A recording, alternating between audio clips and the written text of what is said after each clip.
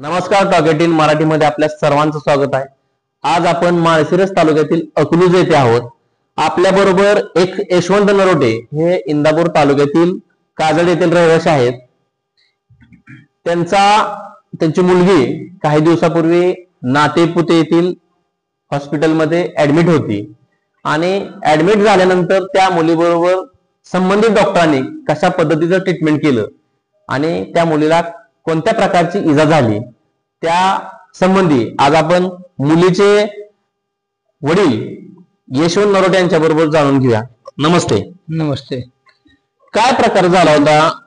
तुम्हाला तुमच्या मुलीला हाताला दुखापत झाली, कधी ऍडमिट केलं होतं, तिथं कशा प्रकारची ट्रीटमेंट मिळाली होती? माझी मुलगी आराध्या यशवंत नरोटे ही आई बरोबर मामाच्या गावाला मार्कडवाडीला आली होती.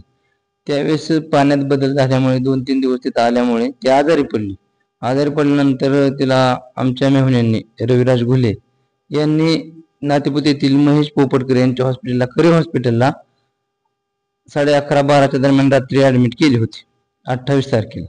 त्यावेळेस ऍडमिट केल्यानंतर तिचे रक्तलघवीचे रिपोर्ट चेक केल्यावर असं म्हणजे त्या डॉक्टरने सांगितलं तिला निमोनिया झाला म्हणून सांगितल्यानंतर ट्रीटमेंट चालू असताना 1-2 दिवसांनी मी तिला भेटायला गेलो तिथं मार्कडवाडी हॉस्पिटलला. भेटायला गेला त्यावेळेस ती जास्त रडत होती. मी डॉक्टरला दाखवून दिलं, रडते. मला असं वाटलं की बाबा सुई आउट गेल्यागत. मी डॉक्टरला ते दाखवून दिलं, तर ते दाखवून दिल्यानंतर हाताला सूज होती. डॉक्टरांनी नर्सला बोलून ती काढण्यास सांगितली, दुसऱ्या हाताला सुई लावायला लावली.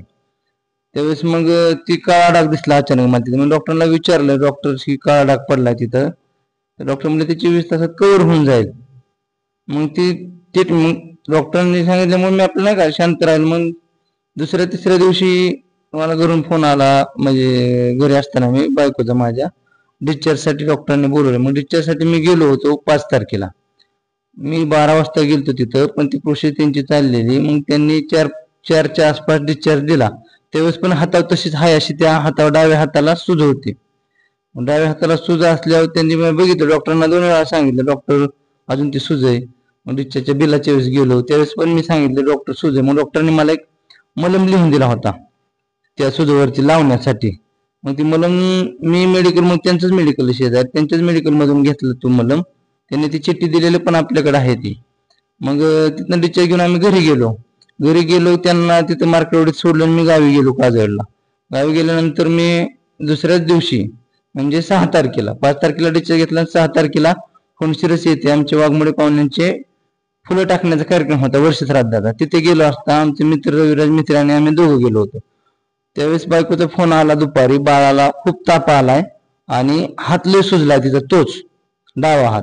मग त्यावेळेस आम्ही ती फुलं टाकून झाल्यानंतर लगेच मार्केटवरती गेलो आणि बघितलं तर ती म्हणजे ती मुलगी हातच आम्हाला हात लावून देत नव्हती. हाताला हात तिचा सुजला होता आणि भरपूर ताप आला होता. मग आम्ही डॉक्टरला मी स्वतः फोन केला, डॉक्टर असं असं झालंय, मी आता इकडे गावाकडे म्हणजे बायकोच्या तिकडे असं असं झालं, जास्त ताप आला, बाळाला हात सुजला. मग डॉक्टर म्हणले आसपास कुठं मेडिकल असेल तिथून मला कॉल करा, मी तुम्हाला एक टूप लिहून देईल तिथं अजून एखादी. तर म्हणले ह्याच्या आधी आपण टूप लावून पण त्याचा काय फरक पडला. मग माझा मित्र म्हणला दुसरं कुठं हॉस्पिटल चांगलं असेल तिथं लगेच जाऊया आपण लहान मुलांचं. मग मी माळशिरसच्या मित्रांना फोन केला. मग तिथल्या मित्रांनी सांगितलं किलबिल हॉस्पिटल म्हणून माळशिरस मध्ये आहे. मग तिथं गेलो आम्ही, म्हणजे 6 तारखेलाच. तिथं गेल्यानंतर त्या डॉक्टरने रक्तलघवी चेक केल्यानंतर परत तिथं आम्हाला 21 ते 22 हजार पेशी वाढलेल्या दिसल्या. म्हणजे एका दिवसातच आदल्या दिवशी बाळ तिथनं डिस्चार्ज करून आणलं, दुसऱ्या दिवशी लगेच पेशी एवढ्या प्रमाणात वाढल्या. मग ते ताप हे असल्यामुळे वाढल्या. मग ते डॉक्टरांना ते म्हणले तुम्ही कुठं? मग आम्ही सांगितलं काजळ गाव आहे आमचं, तुम्हाला दवाखाना तिथं बारामतीत. मग मी म्हणलं बारामतीला आमची ही मुलगी बी आणि हिच्या आधी एक मुलगी ती बी तिथं ऍडमिट असते मोठ्या हॉस्पिटलला. मग ते म्हणले तुम्हाला ते योग्य पडेल ते हॉस्पिटल. मग आम्ही तिथं लगेच 5-6च्या दरम्यान तिथं बारामती हॉस्पिटलला पोहोचलो. 7च्या आसपास तिला ऍडमिट केलं बारामतीला, म्हणजे 6 तारखेलाच ऍडमिट केलं बाळाला तिथं. तर मग 6ला ऍडमिट केल्यानंतर मग ती प्रोसेस चालू आहे. ते पण डॉक्टरला 4-5 दिवस काही कव्हर झालं नाही इन्फेक्शन, आणि जास्त प्रमाणात इन्फेक्शन झाल्यामुळे डॉक्टरांनी ते 5 दिवस ऍडमिट तिथे ठेवल्यानंतर पुण्याला हलवलं आमच्या बाळाला.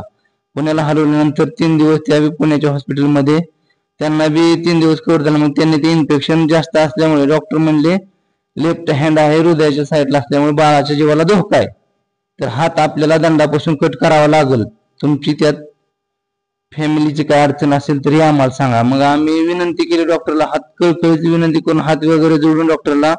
घरचे सर्व रडायला लागले, एवढं बाळाचं नाही का हात कट करायचं म्हणजे शेवटी तिचा बी भविष्याचा प्रश्न आहे पुढं.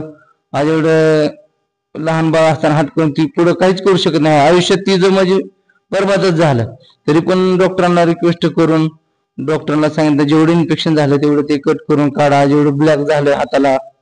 मग ती डॉक्टरांनी कट करून काढल्यानंतर त्याच्यावरती हळूहळू मासा आला आणि डॉक्टरांनी सांगितलं इथून पुढे हात काय तिचा म्हणजे वाढणार नाही. ती सर्जरी पण केली, तिची ती मांडीची स्किन काढून हाताला बसवली. आणि ती झाल्यानंतर डॉक्टरांनी विचारलं मी, डॉक्टर साहेब हात पहिल्यासारखा होईल का? डॉक्टरांनी सांगितले की त्याची म्हणजे इथून पुढे ती वाढ होणार नाही, म्हणजे ते असं हाडाप्रमाणेच राहील, मसल काय त्याच्यावरती येणार नाही.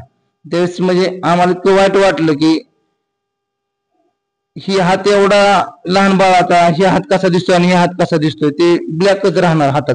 म्हणजे हाताची इतकी गंभीर परिस्थिती झाली ती आता तुम्ही पाहू शकता ह्या फोटोमध्ये. आणि त्या डॉक्टरांना सांगितलं डॉक्टर पुढे आयुष्यात कुठली सर्जरी होऊ शकते का किंवा काय त्यावरती. तर डॉक्टरांनी सांगितलं इथून आता ही केलेली शेवटची सर्जरी आहे, त्याच्यावरती सर्जरी वगैरे काय होऊ शकत नाही आणि तो हात हँडकॅपच राहील. मग त्यामुळे आम्हाला एकच सांगायचंय, अशा हॉस्पिटलमध्ये आमच्या जी घरच्यांनी चुकी केली ऍडमिट करून, तुम्ही कोणी गोरगरिबांनी तिथं जाऊ नका.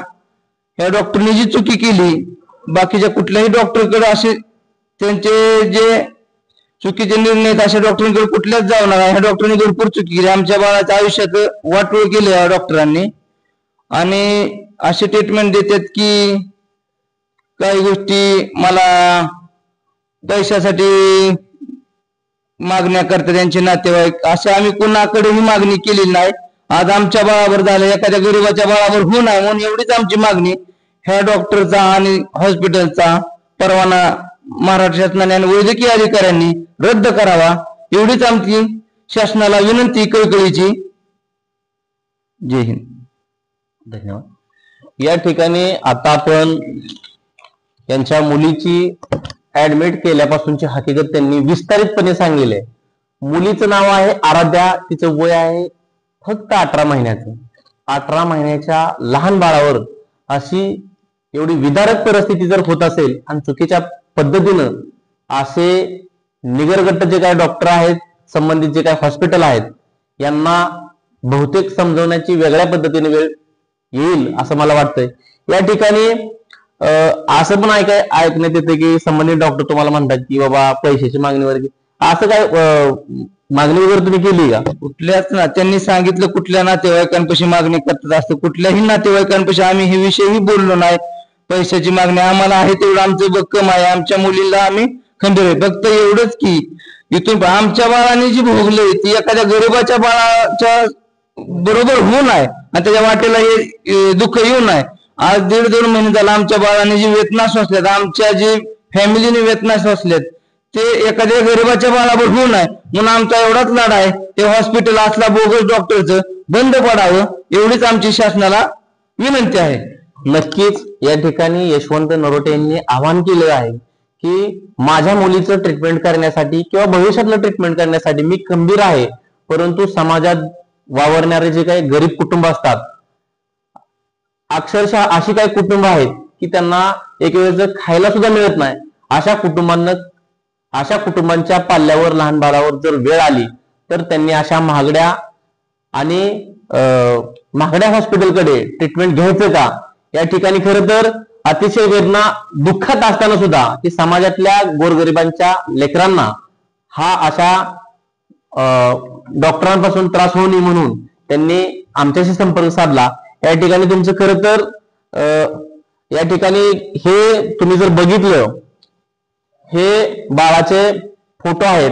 या ठिकाणी हे जर बघितलं तर अतिशय एखाद्या दुश्मनाला सुद्धा त्याच्या डोळ्यातून पाणी येण्यासारखे लहान बाळाचे फोटो आहेत. आपण पाहू शकता इतक्या विचित्र पद्धतीने त्या बाळाच्या हाताचे हाल झालेले आहेत. खरं तर डॉक्टरांना आणि वैद्यकीय क्षेत्रात काम करणाऱ्यांना, मग ते सरकारी असतील प्रायव्हेट असतील, आमचं आव्हान आहे की तुम्ही ज्या पद्धतीनं तुमच्या लहान मुलांचं ट्रीटमेंट करता त्याच पद्धतीनं इतरही समाजातल्या सर्व घटकांच्या मुलांचं ट्रीटमेंट करावं आणि त्यांना ज्या प्रकारे गरज आहे, तुमच्या संबंधित जर हॉस्पिटल असेल एखादं, तुमच्याकडे ते ट्रीटमेंट अवेलेबल नसेल तर शहराच्या ठिकाणी जाण्यासाठी त्या संबंधित पालकांना तुम्ही आवाहन करा.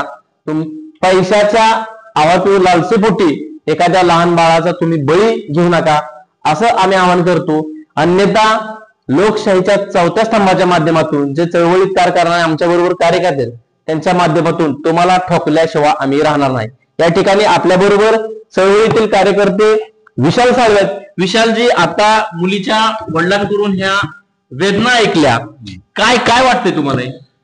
हा प्रकार अतिशय निंदनीय आणि घृणास्पद आहे. फोटो बघितल्यानंतर त्यांनी ज्यावेळेस आम्हाला सांगितलं तर त्यावेळेस इतका राग आला होता की काय करून काय नाही. परंतु ज्यावेळेस परत फोटो बघितलं तर अजून या ठिकाणी अतिशय बेकार वाटलं की एक लहान बाळाला, एक 1.5 वर्षाचं बाळ आहे, त्या बाळाला जर असं होत असेल, कारण ते आता कायमचा अपंग झालेला आहे, त्या बाळाला भविष्य काय आहे का नाही, आज त्यांच्या कुटुंबाने काय भोगलं, त्या बाळाने काय भोगलं, हे सुद्धा आपण त्यांनी विचार केला पाहिजे. यासाठी आम्ही सोलापूर जिल्हा शल्य चिकित्सक सन्माननीय सुहासजी माने साहेब यांना रितसर 2/5/2025 ला निवेदन दिलेलं आहे की माळशिरस तालुक्यात जेवढे बोगस डॉक्टर आहेत त्यांचे चौकशी करून त्यांच्यावरती कारवाई करा.